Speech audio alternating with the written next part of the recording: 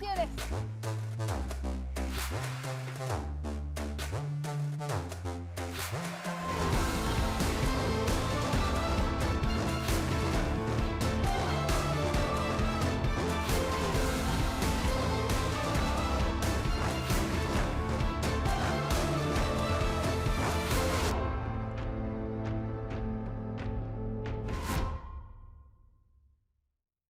Buenos días. Good morning.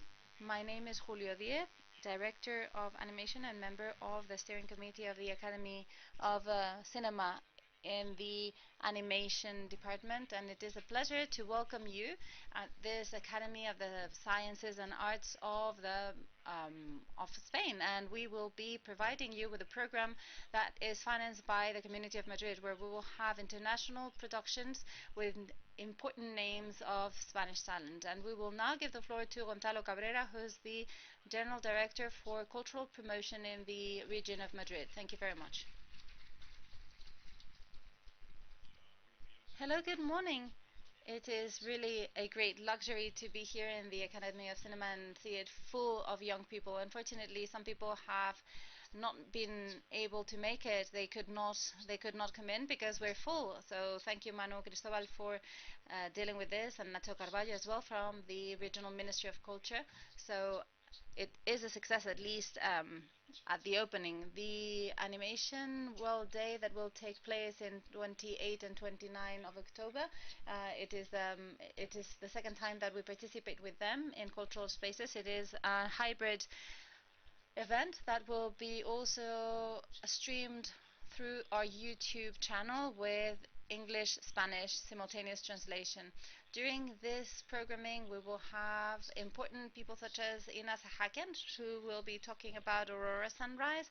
We will have Carlos Salgado and Jonan Catalan, who will also participate, and their participation on the episode 6 of Star Wars series. We will also have Diego Corral, who will talk about how to direct in the world of animation, amongst other guests. For the region of Madrid, the audiovisual sector is a priority because it generates 1% of our GDP in the region of Madrid, and it is a roadmap that we have set for the last 4 years and that we want to keep on designing for the next few years, so that we can consolidate this region as one of the most important regions for the development of the audiovisual sector, not only in Spain but all over Europe.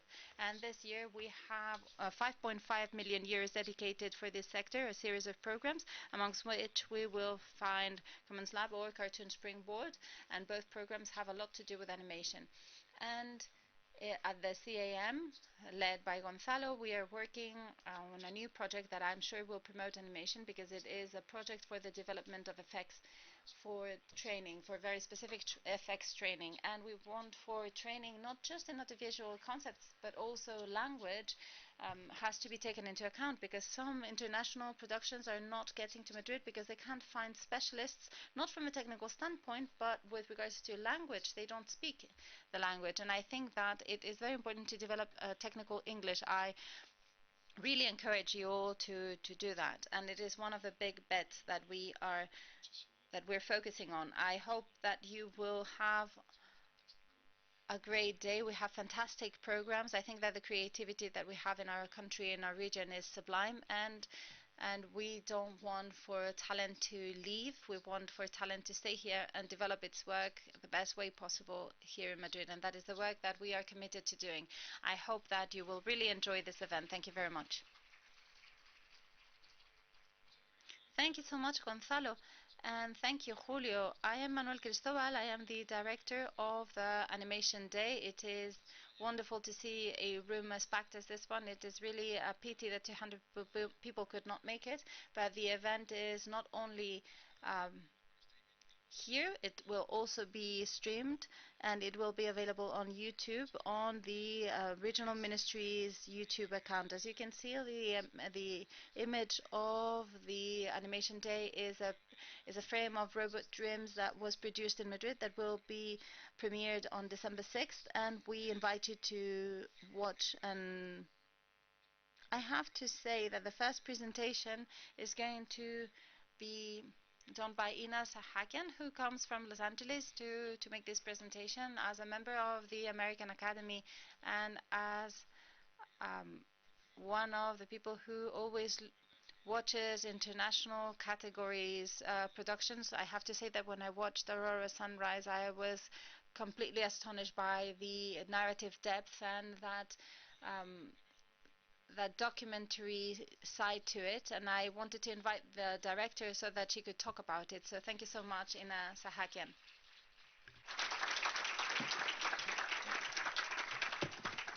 Thank you. Thank you for the invitation. It's a great pleasure to be on this stage and be part of Animation Days in Madrid. I hope everyone understands English, because sorry, I don't speak Spanish, and I see there is a translation there.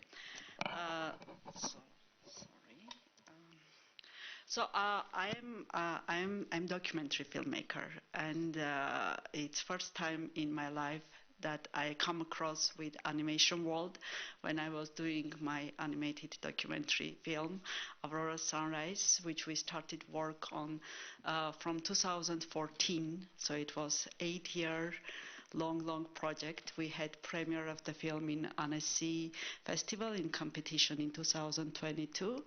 And since then, the film is traveling world. It has been in many festivals, won a lot of awards, was Armenia's submission for Oscar for last year, now is in cinemas in US.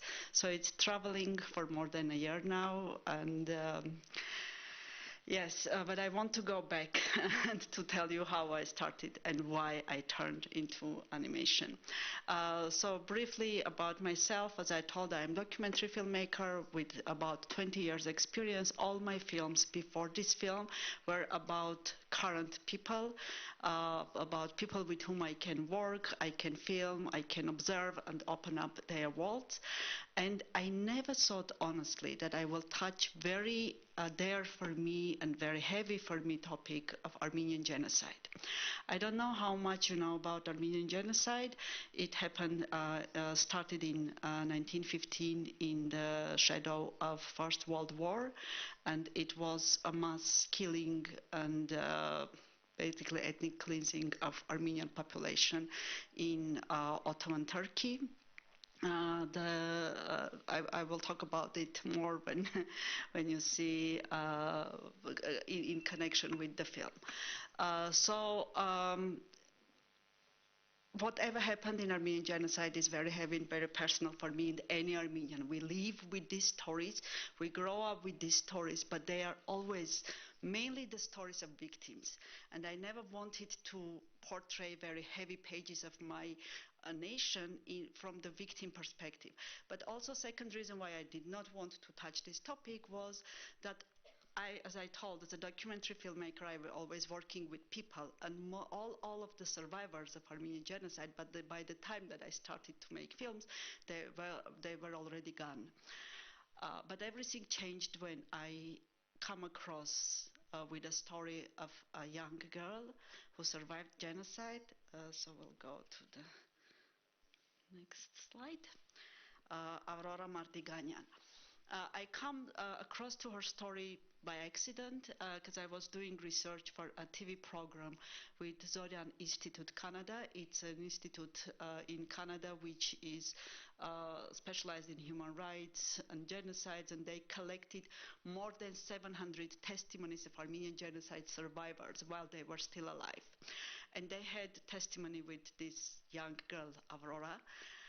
And I was doing research, and I started to listen to her story, and I was shocked. I'll briefly tell you a story of Aurora. She was 14 years old when genocide started. She lost everything. During the first months, all her family members were murdered. She had to go through death march, through exile road, through desert. She was sold several times to slavery, but yet always she found a way out, sometimes by just luck, but mostly by her personality, by her courage, by her will, and because she was never obeying the reality. She always fighting back.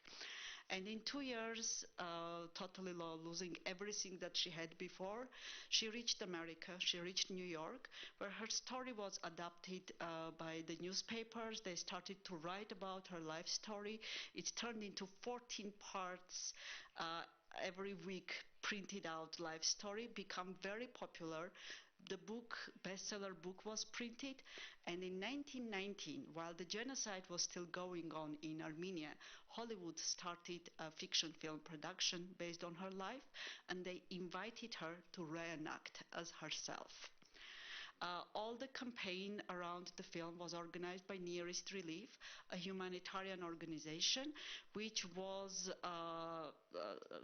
collecting funds to support orphans from the region, mainly Armenian orphans, and she agreed because she understood that the film will tell the world the story of Armenian genocide, and at the same time the revenues will go to help other orphans like herself.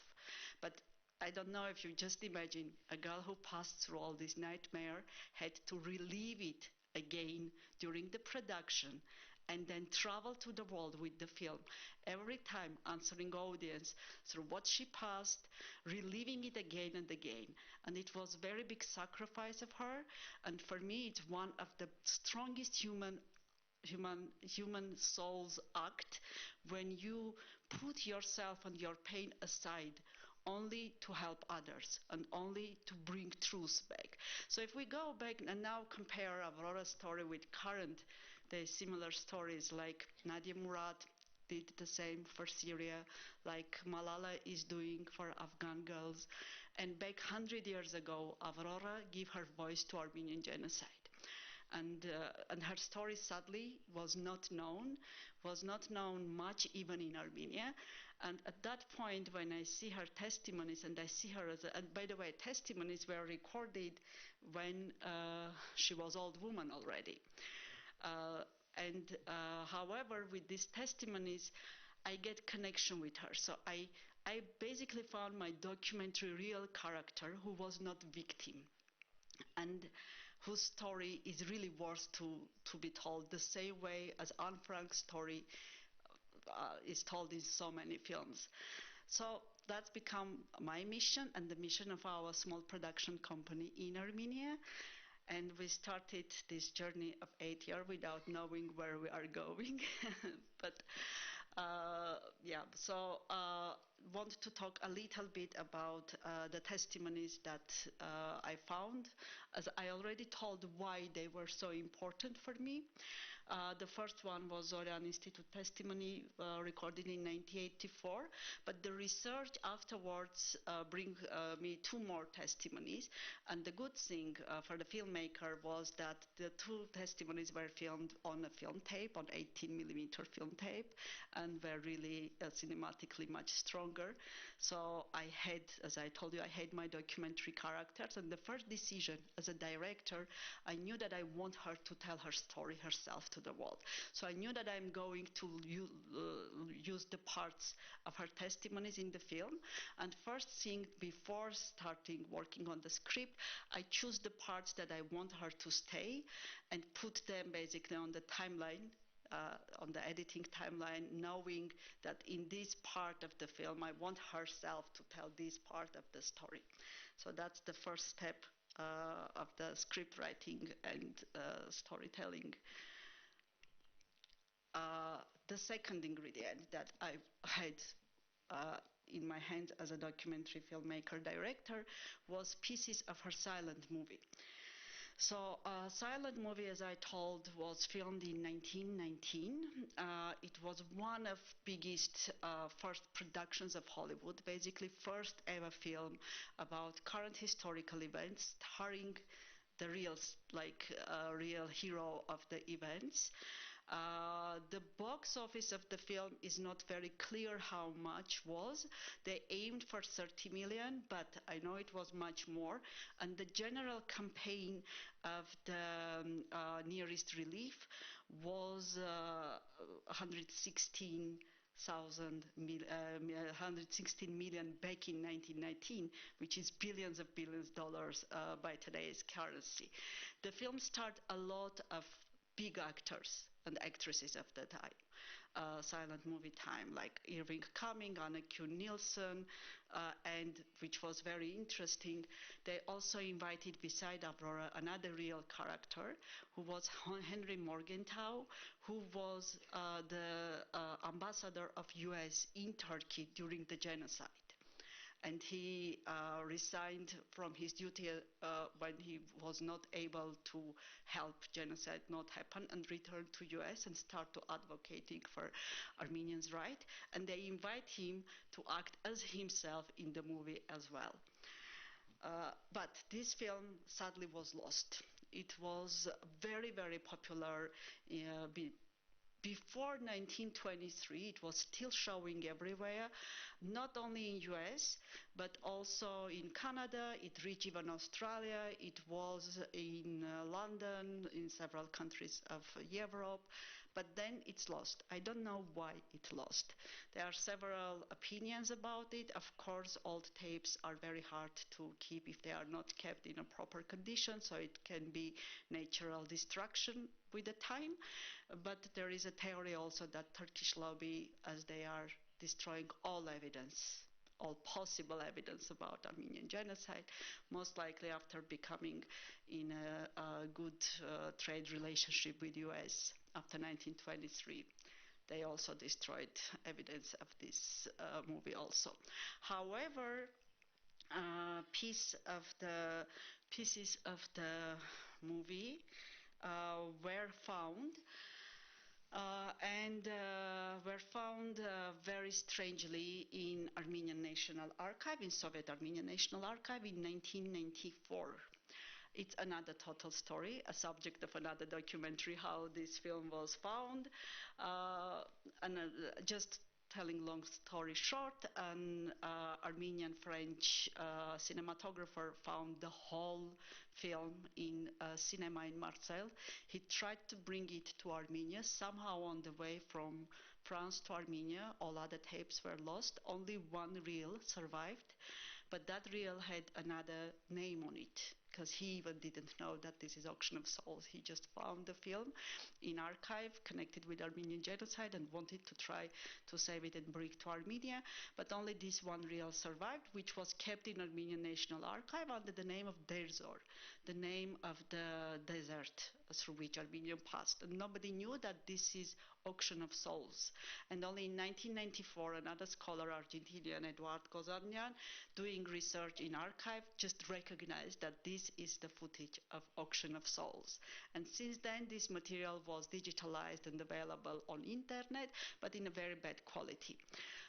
So we get access, of course, for me as a documentary filmmaker, it's only 18 minutes from 90-minute big silent movie, but these 18 minutes were priceless, because they were not only showing Aurora in her youth, showing the film as it was, but also becoming kind of documentary archive for my film when I'm trying to retell Aurora's story.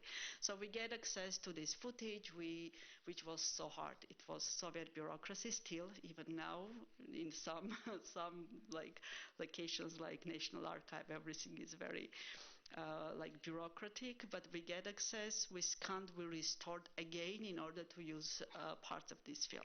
So as total, so basically I had three mediums, right? I had two main mediums at that point. I had the testimonies, as I told.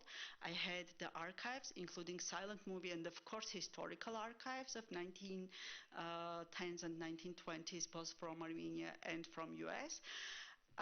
But the question, how to tell the story? If I put now together archives and interviews, nobody will watch it, right? And for me, the most important goal was that this film, which is so close to me, will be told in a way that it will speak to wide audience, to non-Armenian audience, to youth, to basically everyone.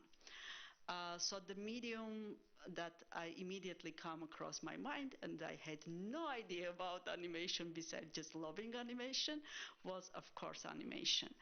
I had examples as Waltz with Bashir, one of my most favorite films, as Persepolis, as Another Day of Life, as The Tower, So I was, oh my God, I'm going to make something like this, but I had no idea what is animation. But still, we decided, we all come together and said, okay, we are going to make this film as an animation. But before talking more, because we are talking about visual something, I want to show you a small clip and then going again back to tell how all of this happens. This is just trailer of the film.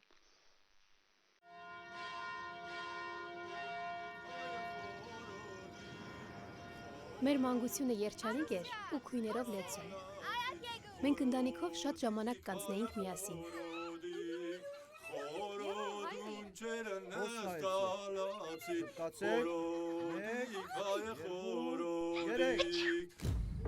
Savaş bize yaklaştı. Şehirde Ermeniler için tehlikeliymiş. Ben kaçmam. Evden çıkın, acil.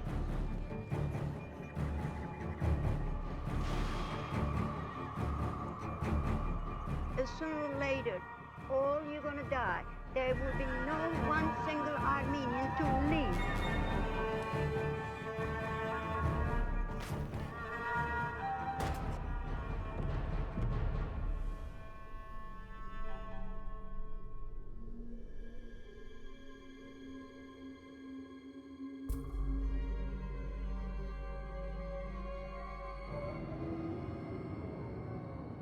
Ես չէի գրնարոս մնալ։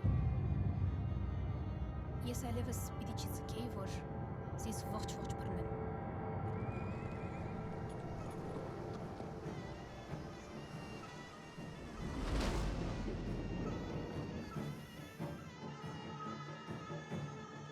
Հայ բարձրաստիճան զինվորականները պիտի կազմակերպեին Ամերիկա հասնելս։ Իմ մարդկս էր աշխարհին պատմել մեզի հանդեպ կատարվածի մասին։ Սա հիմնացել իրան Նորվեգիա, ծեր մավիտ վերաբերիտն են, բրկենք ծեր Ամերիկ։ You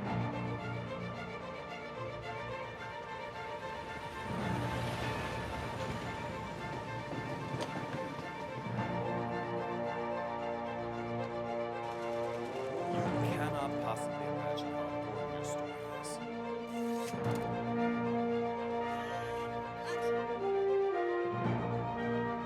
What campaign was this? Right, $30 million to help the Armenian refugees that will escape here and there, have no food, no shelter, nothing. Ես ընդամենը 17 տարեկան էի, երբ հոլիվուդյան աստղ դարձած էի, բայց դերասան չէի գրծած դառնալ։ Ես դեռ չէի խաղար։ Ես կվերապրեի։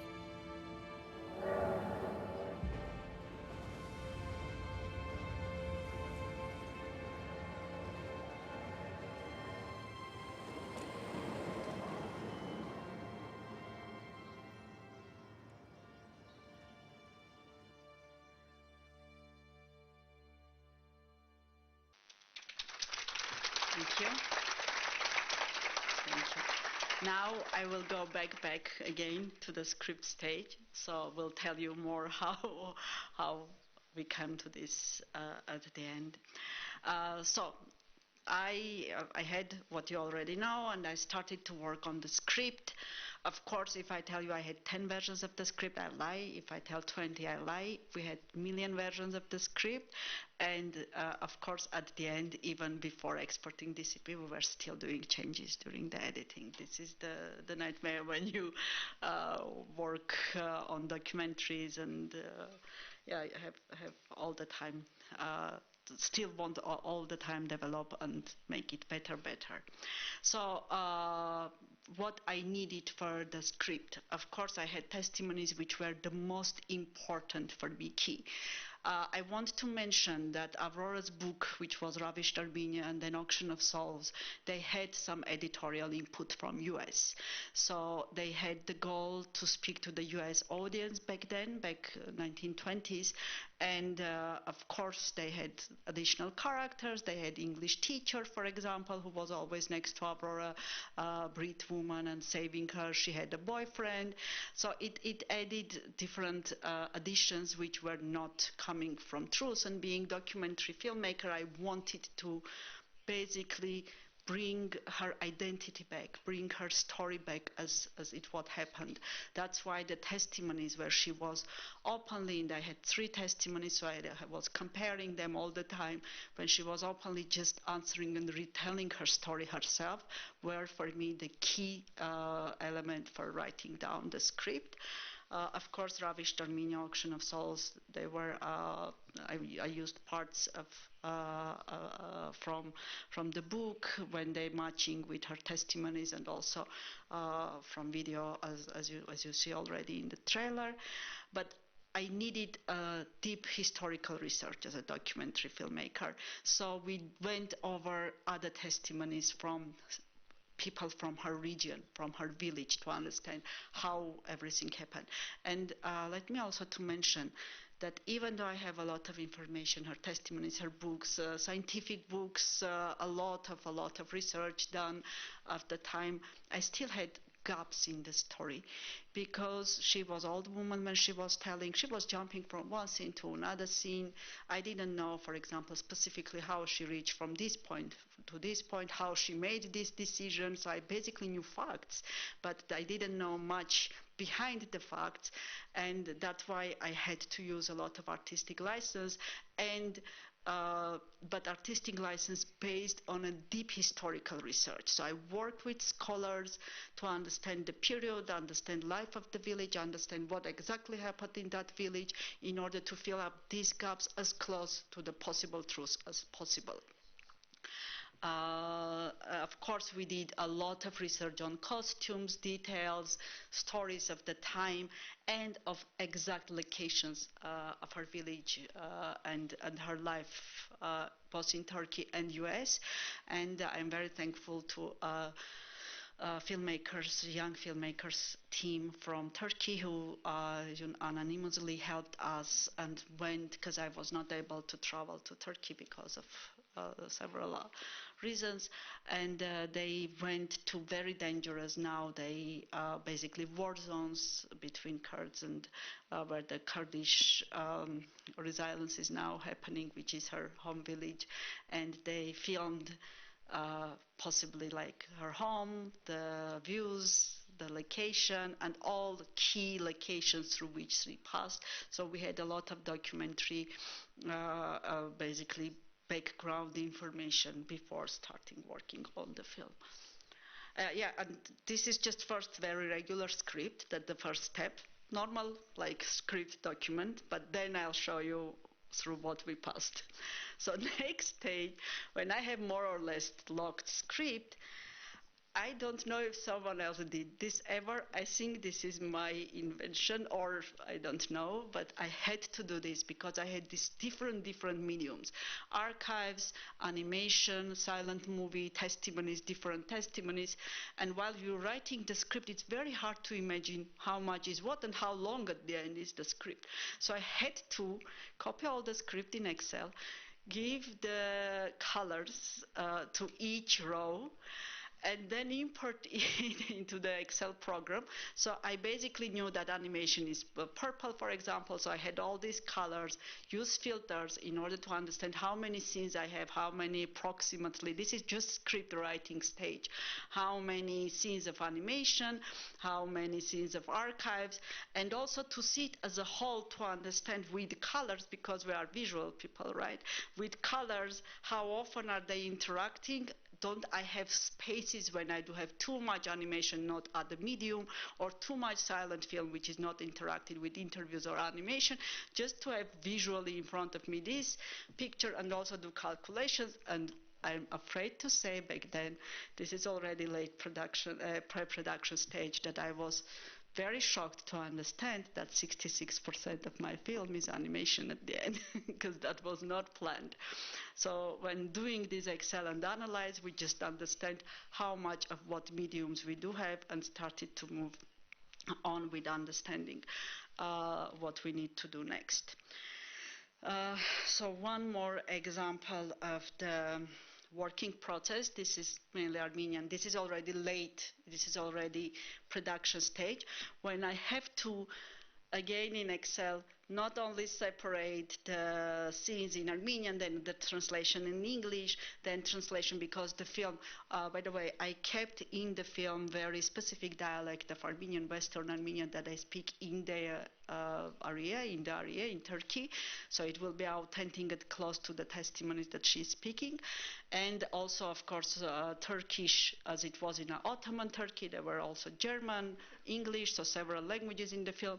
So just separate for each scene what we have every place, and to understand already production structure, how we are going to enter into the production. Storyboard. So that thing, it was very classic in this production.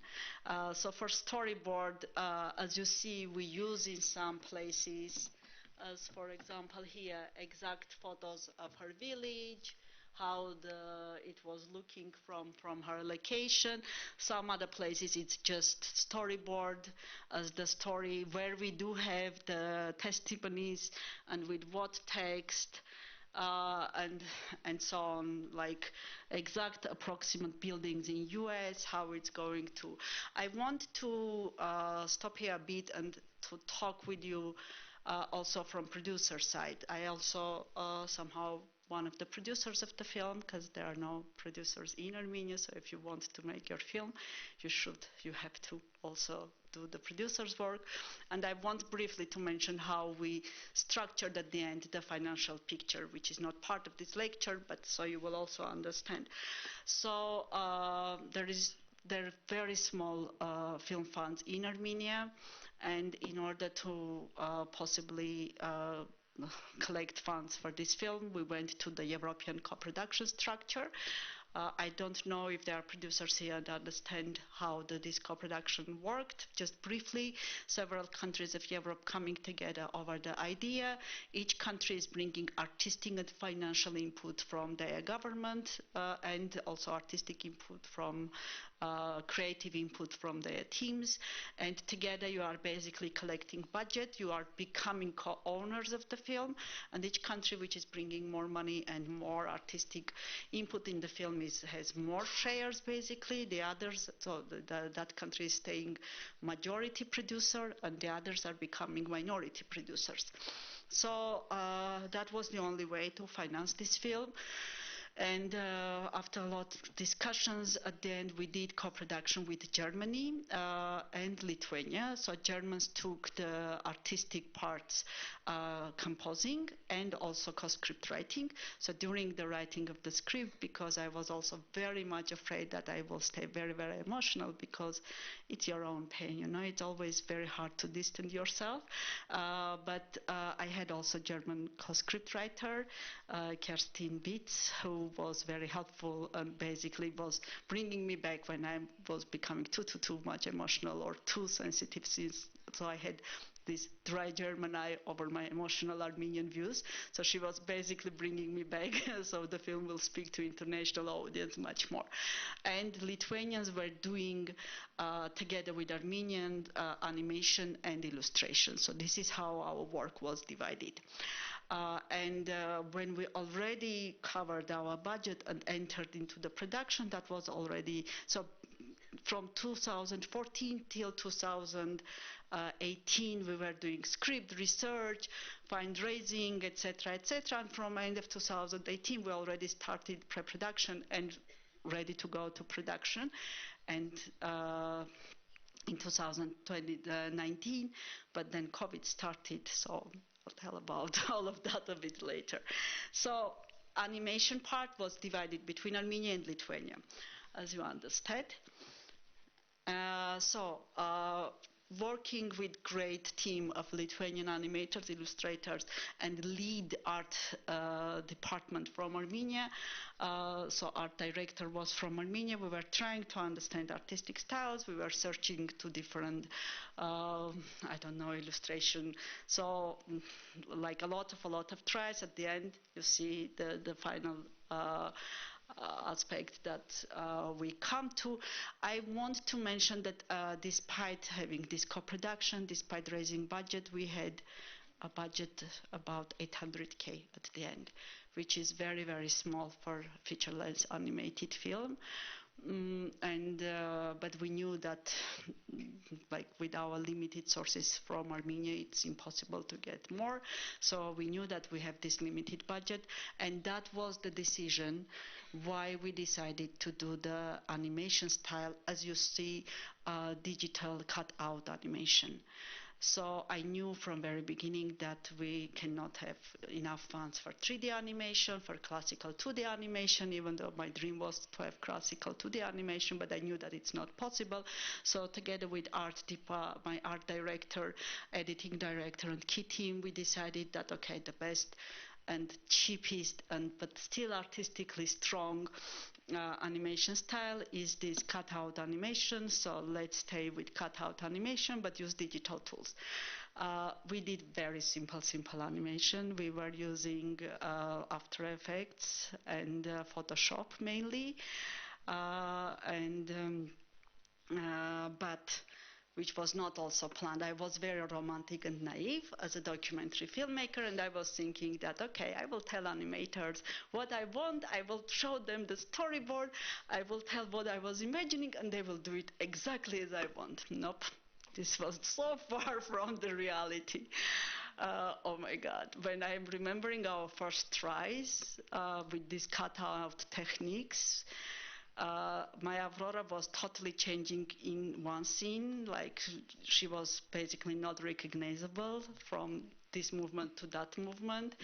It was really nightmare, and it's very hard for especially 65-minute animation. At the end we have approximately 65-minute animation to have constant characters, constant movement, constant like storytelling if you do not have references.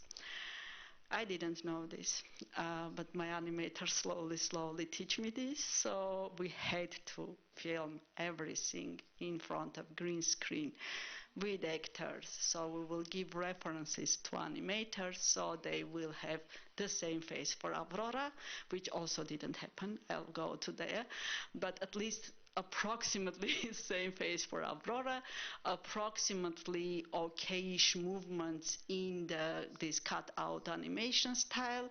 So it's a feature-length film. If it will be 3 minutes, we can do without all of that, but it's feature-length film. It has all other mediums. I needed audience to stay with the film, and for that they need constant storytelling. I cannot then take out them from the film with bad animation, and so we had to film everything in front of green screen. This was not budgeted, so you can imagine my producer side, but I want to kill myself for this decision. But we had a lot of devoted filmmakers who helped us, and until now we are still working with deferrals. So my own deferrals are not closed, main team's deferrals are not closed, but we'll get there. So it's fine. The most important that film is done.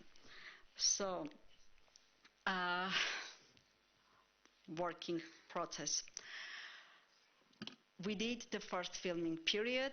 We start to send, this is just very approximate, just random page from our Trello. We used Trello because we had to do everything in distance because COVID started. And Lithuanians, we started basically Trello even before COVID because this is very immature but useful platform where you upload all tasks and all scenes and everything. It's not designed for animation at all, it's for just management. But we basically use this for management of the animation, and it was our daily connection with our Lithuanians. We were filming, we were uploading a scene, we were giving them tasks, they were uploading whatever they have from their side, we were pointing out mistakes, and it was our 24/7 connection through internet. But we initially planning that like 2-3 months once we will meet in order to conclude what is done and how we are moving forward, but then COVID started and all the work was online. Just approximately also you will understand how this cutout works. So when we filmed, we had filmed characters, right? We had a separate people who were working on cuts. Oh, by the way, we had very limited time. And we knew that with the time, because of COVID, etc., we started everything late, and we had already contract with Arte. With the time, if we wait till every illustration will be ready before we'll start animation, we will not meet deadlines. So we come with this small experiment that animators started to work on animation based on the filmed materials, not on the illustrations. So we sent them the scene, edited scene, with cuts. So for example, we knew that this hand should move, the cutout animation, right? This person should blink, etc. And they were doing approximately animation with the cuts, and then when we had illustrations exactly the same, based on exactly the same cuts, the illustrations were replaced. And we have simple animation first step. Then it was moving on. I don't know, just so you will see there. Oops. I don't know how to replay this, but whatever, I hope you saw it. So the cutout, first step was done already on the cutout of the video materials. Then illustrations were added, as you can see there. In the end, we had to use some of the 3D modeling for the location spaces, imaginary, because we were filming over the green screen.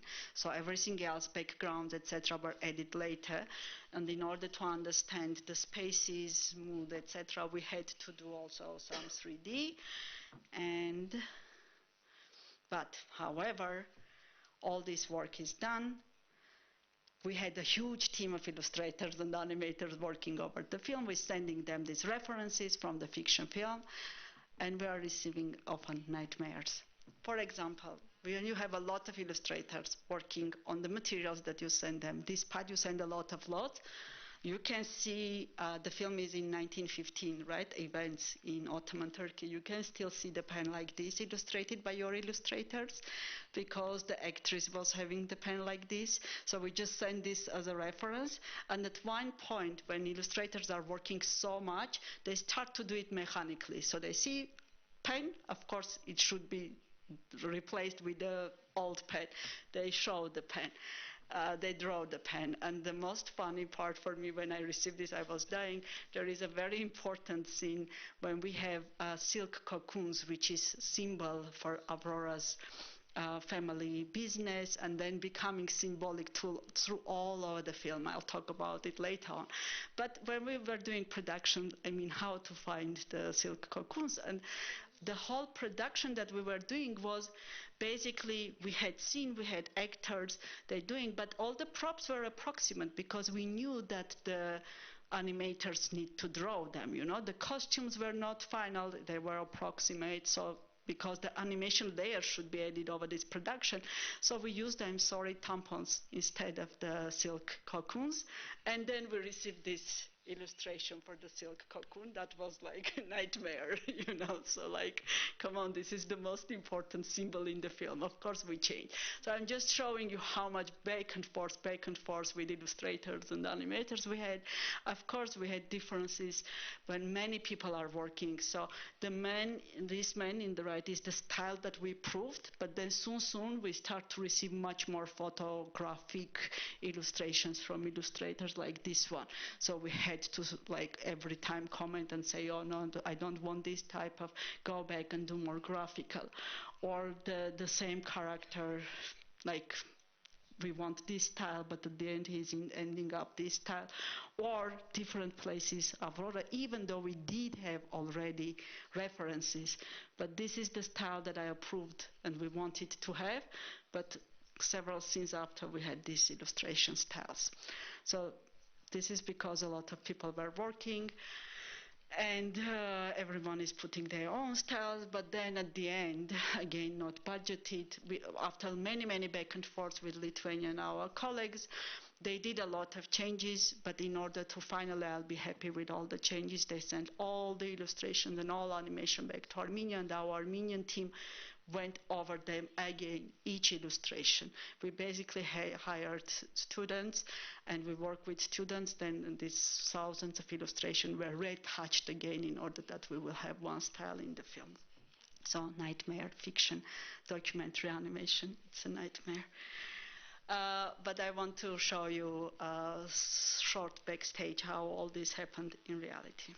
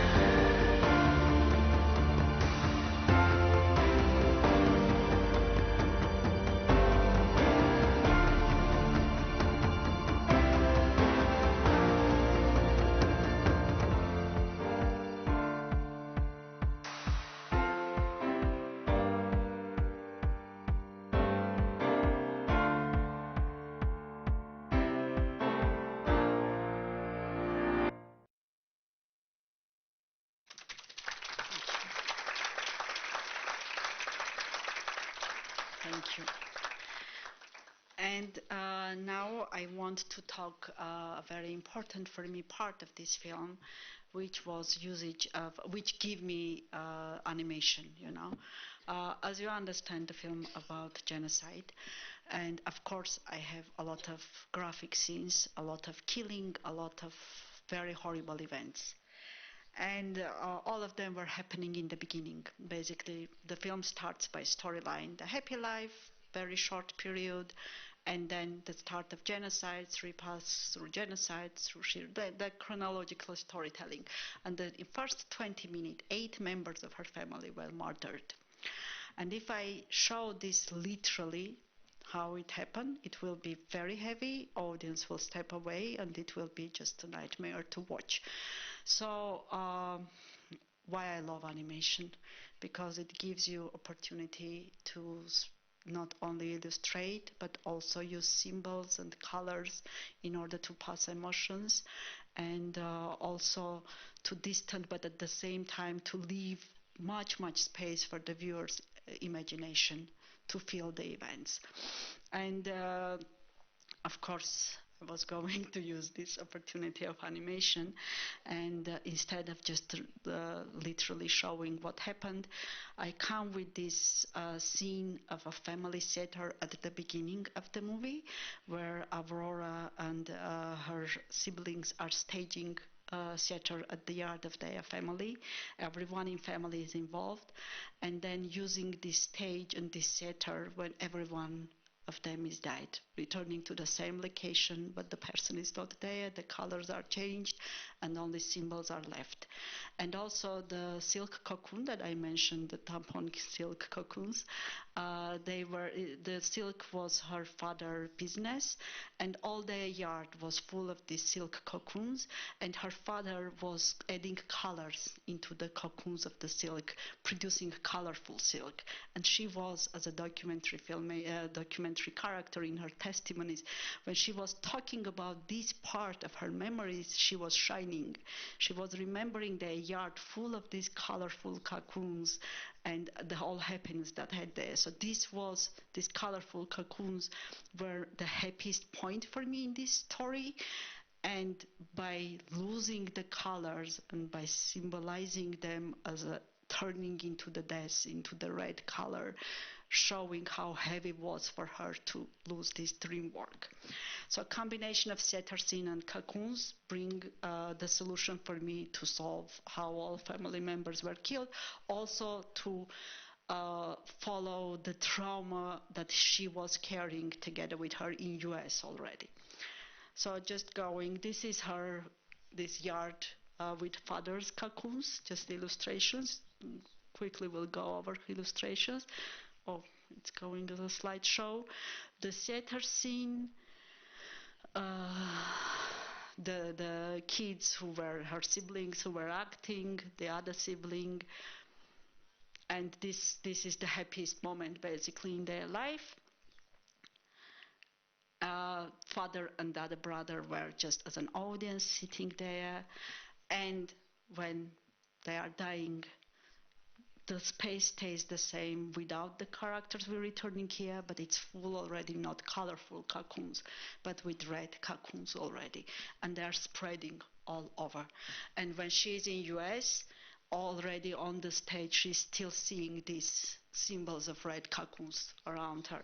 I'll just show you a short clip of the end part when everyone else has died except her in her family, and how it was looking on the screen.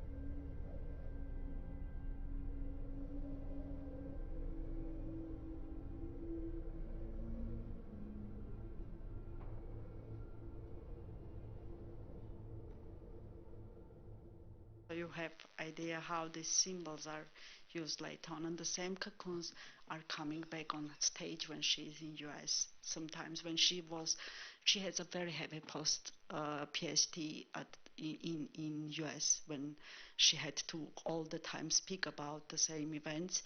And I mean, you'll watch the film hopefully one day, and you'll see. So she sees these cocoons whenever she's in a very heavy stage in mind. Even everything seems like happy in her life from a side. Just as and in the production side, as I mentioned, the film is co-production between Armenia. Bars Media is our small studio in Armenia, but we're trying to bring documentary films from our regions to the international audience. Artbox is our Lithuanian co-producer, and Gebrauder Beats was our German co-producer. We were lucky to have Arte commissioning this film from very beginning for the very best slot grand format. It is still available, I believe, in Arte if you check. So all other financial partners, of course, just to mention. I want to thank all my great team, which, I mean, guys, I have 6-minute ending credits in the film, so that many people work in the film, but these are the key team who were with me from very beginning, including great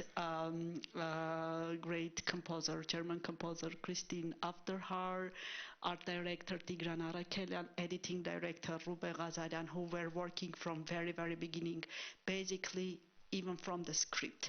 So this is a teamwork. I don't know how you guys work. For me, film production is always a teamwork and a collective art. So I always have a lot of support from others and value their involvement in the film. And at the end, I want to show you, this is not very end, now our current theatrical trailer for US. So, I mean, just how it now looks for the for inviting people to watch it in the cinema.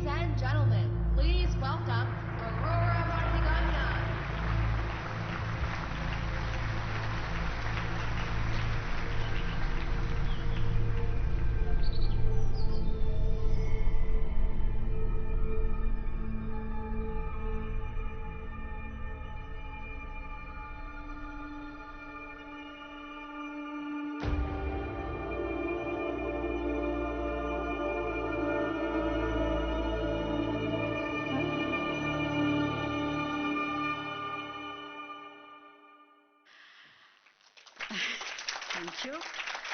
But I want to basically end this presentation and open the question section.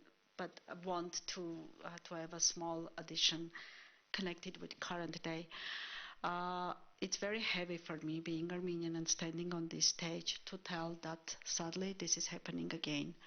When I was making this film, I really hoped that world can learn from the past, and as my character said, that there is no more space to solve the conflicts with swords and guns, as Aurora said, that politics can act more wiser and that wars will stop. But last month, after 9 months of blockade, people, Armenians of Nagorno-Karabakh, Artsakh, were ethnically cleansed in the 21st century. 9 months of blockade, starvation, and then shelling of 24 hours, and 120,000 Armenians had to leave their homes with nothing.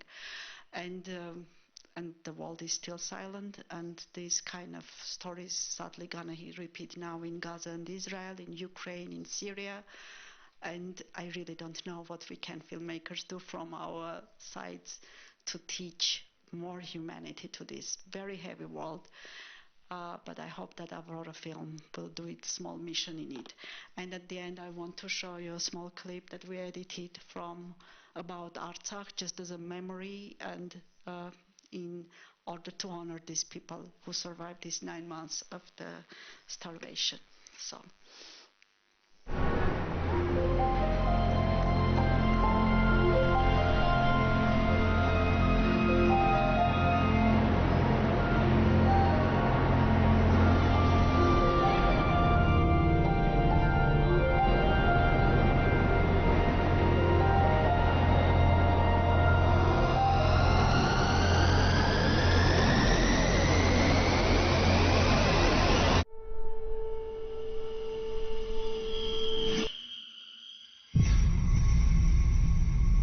The indigenous Armenian Christian population of Artsakh now face the increasing possibility of ethnic and religious cleansing from their historic lands. During the 9 months that the government of Azerbaijan blocked this corridor, it created excruciating humanitarian conditions for the people living in Nagorno-Karabakh. Lachin corridor must be open now. We will not tolerate any attack on the people of Nagorno-Karabakh.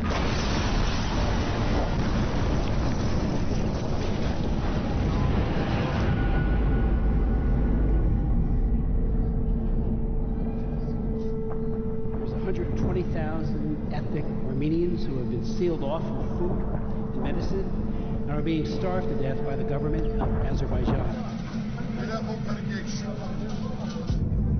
Whatever we think of the goal of integration into Azerbaijan, what is totally and absolutely unacceptable is to achieve that through genocide. Creating conditions to destroy the life of the group. It's like a shock, but it's obvious. It's a genocide today.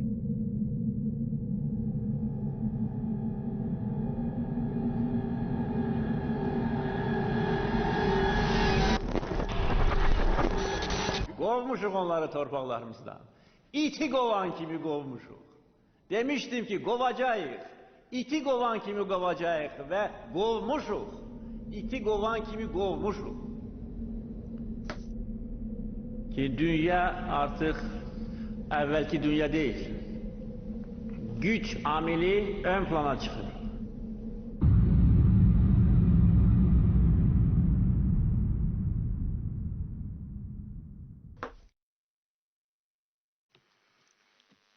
Sorry for that.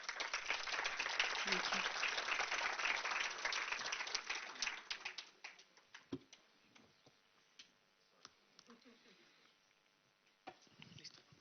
Thank you, Inna. Thanks a lot for the presentation. It is really heartbreaking to see that the story is playing again. It's terrible. Well, as I was saying in my presentation, the moment I saw the film, you see not only a wonderful project, but I think it's a wonderful film. When I saw it during the Oscar campaign, I thought it was one of the most refreshing and moving films. And it is available in Filmin if you want to watch it. And we have time for some questions. Thank you.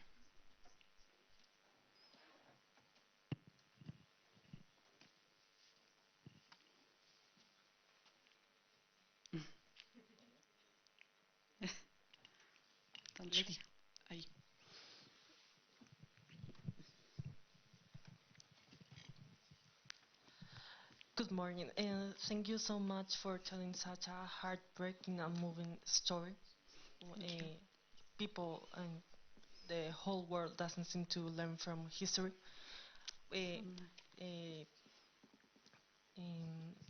Each country teaches history to not repeat it again, but we never seem to learn. Humans are the only species that trip again with the same rock.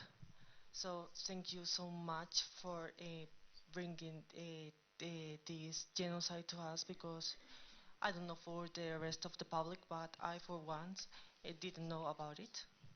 Thank you. It isn't taught in schools.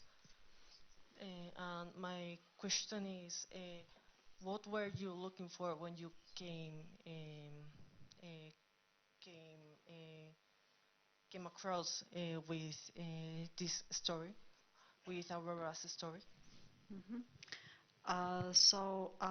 For me, it was important to give her voice, because and also it was important to tell her like a story of a young girl.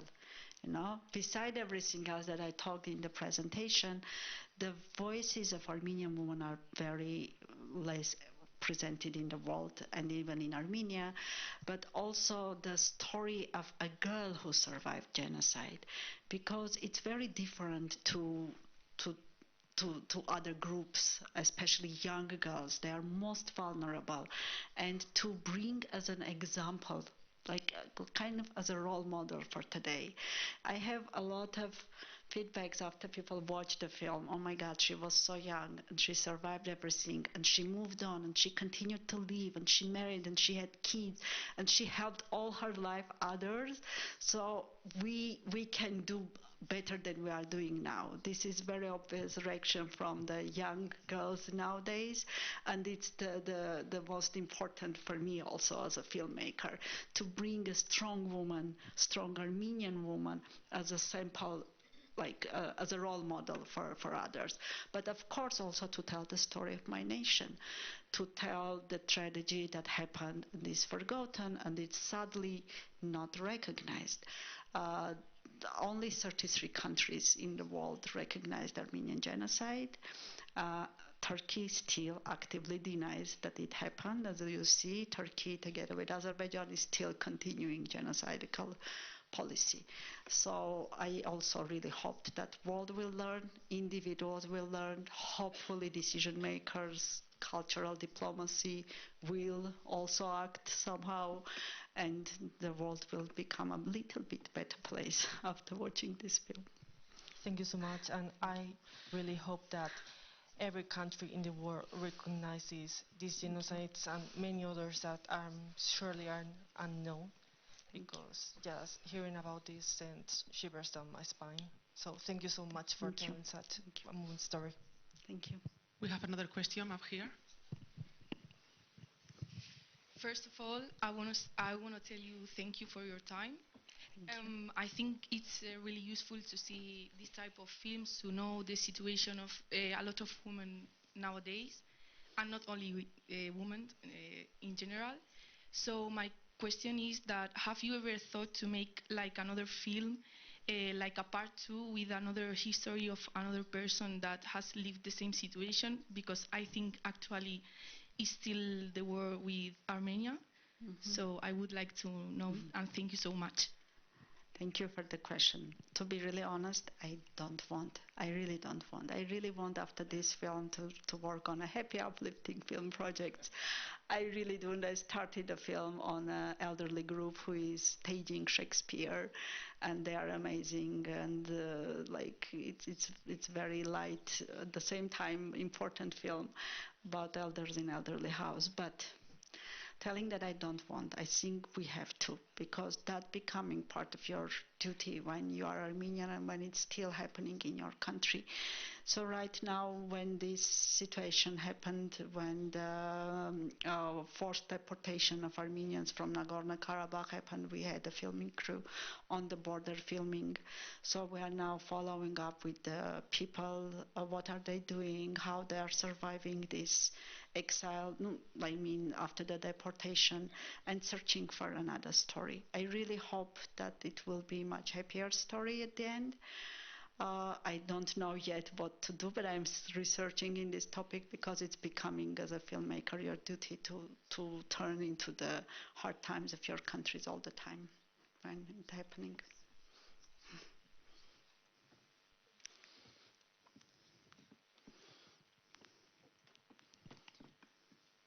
I think I don't have any questions. I want to say thank you so much because I understand you so fine because I'm from Ukraine. Then I want to say thank you that you have brave to show that situation, and I want to use my opportunity to show something from myself. Thank you. Thank you so much. It's so heavy that these kind of stories are all over the countries nowadays. That's crazy. First of all, thank you so much for the presentation, for showing this film, to showing the world this story, this sad story that unfortunately keeps happening today in other parts of the world. And my question is, if there was a scene at the time of making the film that was very difficult to make in terms of expressing the emotions that this girl was living at the time, if there was something that it was extremely sad to show or to express. Thank you. A lot of things were there like that. But I want to mention one scene that I again from very beginning knew that this is gonna be in the film, and clearly the way it's gonna be in the film. If you watch the film, you'll understand what I'm talking about. Now it will sound a bit abstract, but in a silent movie there is a scene of Armenian woman, young woman crucifixion, and it's horrible scene, you know, like silent movie. The girls are dying on the crosses, and in her testimonies, Aurora is saying that, you know, Americans did not show the truth in that scene because the truth was so heavy for American audience to accept.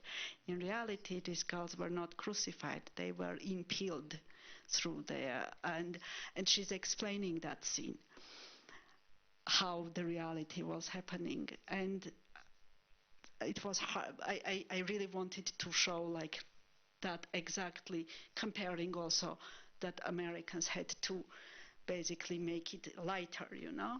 So we used parts of the silent movie and then her interview and then illustration of what happened. And it was heavy to work on that scene, and I think it's one of the heaviest parts of the movie. But then what I really like as a solution, as a filmmaker, as an artist, that after these died girls, the camera goes into the blood, and then camera ups already the premiere of the red carpet of Aurora's film. So that small scene connects basically the heaviness of the genocide and the heaviness of being on red carpet as a star for Aurora herself. So I really value that small scene. There are a lot of other like heavy parts, but that I think is one of the most, sorry for the graphic explanation.